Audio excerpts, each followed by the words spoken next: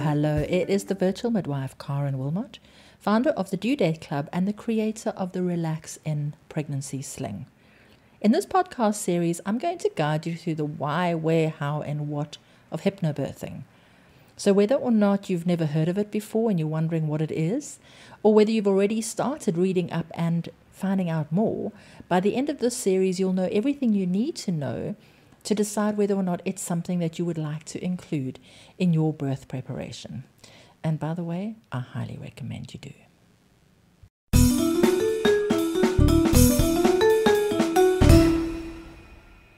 So first off, what is hypnobirthing?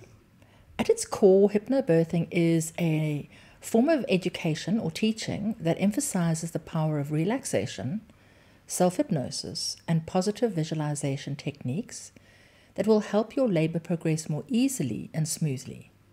And before you dismiss that as being too far out, consider this, that birth is actually a natural, physiological, and very instinctive process that our bodies are designed to do. But we've been conditioned to fear it or to view it as something that's inherently painful, scary, or of being out of control, and that is out of control. Hypnobirthing will help you to shift that mindset and give you the tools that you need to trust in your body's ability, its natural ability to birth, without relying on interventions or medications that can actually make the process more difficult.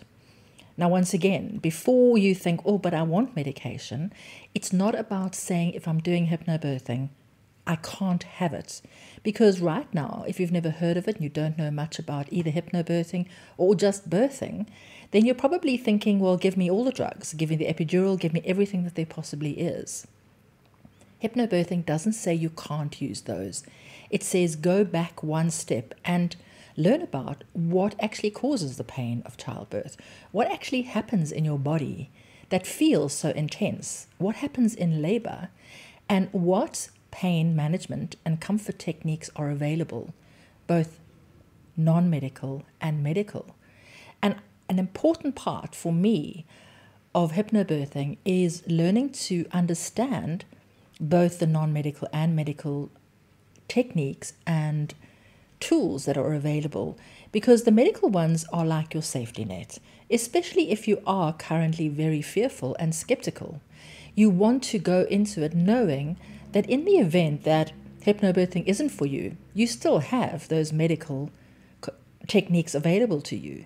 And even if you do go into hypnobirthing and you get into labor and you think this isn't kind of what I thought it was going to be, it's not enough, the hypnobirthing isn't working for me, subconsciously you know that those medical safety nets are there. They're always available to you. It's a bit like all the training that you do if you were going to climb Kilimanjaro and you wanted to do it unassisted with no oxygen on the way up. And you get to 3/4 and you realize that actually you're really out of breath and your oxygen levels are low and your Sherpa offers you a tank of oxygen.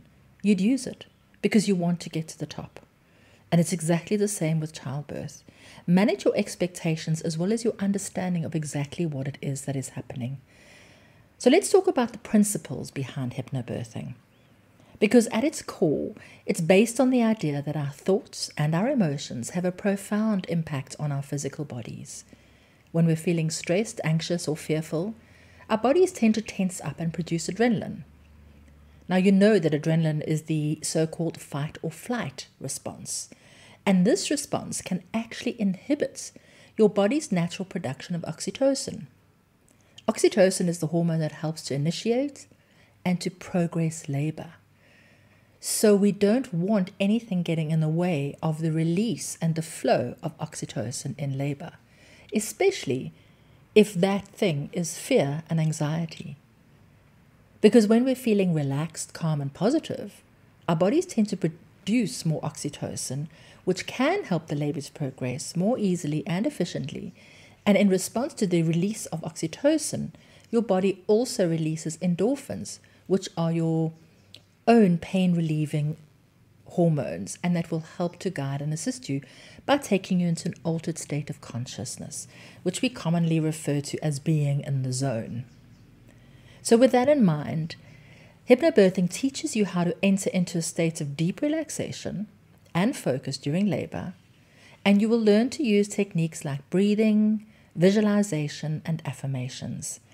And by doing these, they help to keep your body in a state of calm and minimize that stress response and that release of adrenaline, the fight or flight hormone, and minimize the fear that might get in the way or inhibit the progress of your labor. There's so many benefits to using hypnobirthing during birth, both for you and for your baby. For one thing, hypnobirthing can help to reduce the likelihood of other interventions, one of them being an epidural, which is the kind of the Mick Jagger of pain relief, because it is the one that takes away all sensation. In other words, you feel nothing at all. But it is a double-edged sword, because if you feel nothing at all, you're unable to respond. And part of being able to work with your baby during labor is by working with the sensations that you're experiencing and moving into different positions that facilitate the passage of your baby through your body. And if you're having an epidural and you're unable to move and respond, then it means that it may take a little bit longer, as well as the fact that having an epidural is a very medical intervention. And so it means that you will also need other medical interventions. It's very high on what we call a cascade of interventions, because you're not able to respond, because we don't know how your baby is responding to the drugs that are used with an epidural. You will need to be monitored more closely, and you become a very reactive participant in your birth rather than being proactive. Now, I'll be talking about epidurals in another podcast episode, so I don't want to get too deep into that. Really, today is about talking about the principles of hypnobirthing and why it works, how it can help you to reduce the amount of pain or discomfort that you might be feeling during labor.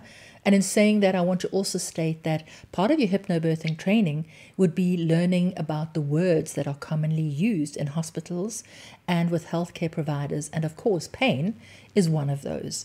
And what you're going to be doing is learning to change that association, which is very often of pain being something that is an indication of something being wrong because you've stubbed your toe or you've hurt your back or you have a toothache, and understanding that the pain of labor is actually an indication that everything is right, that your labor is progressing exactly as it should, that the sensations you are experiencing are part of the labor progress, and telling you and indicating that your body is changing and opening up to allow your baby out. And you will be guided to change the word from pain to sensation.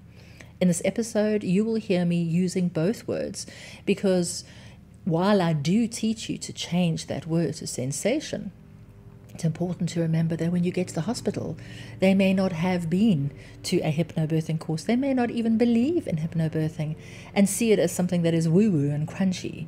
And they won't be talking about sensation medication. They will be referring to pain medication. They may even go as far as asking you how many pains you're having or how far apart the pains are. And you want to be able to subconsciously and immediately change that in your mind when you're hearing it to sensation.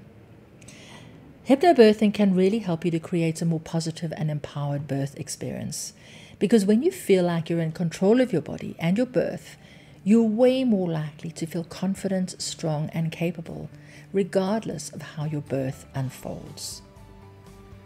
Thank you for listening to this episode of the Virtual Midwife podcast, and I truly hope that you found it inspiring and informative. If you want to continue the conversation, then come along and connect with me and other expecting parents in my community, the Due Date Club. This is a safe and supportive space where you can share your experiences, you can ask questions, and get guidance from myself, other members, and a team of experts that I've brought together to support you. Just visit the website, the Due Date Club, and click on the tab to get started. If you enjoyed this podcast, I'd be so grateful if you could share it with your friends and anybody you think would benefit from this information. Don't forget to subscribe and follow me on social media so that you can stay up to date with new episodes and additional resources. I'm continuously adding new stuff to make sure that you stay up to date and informed and prepared.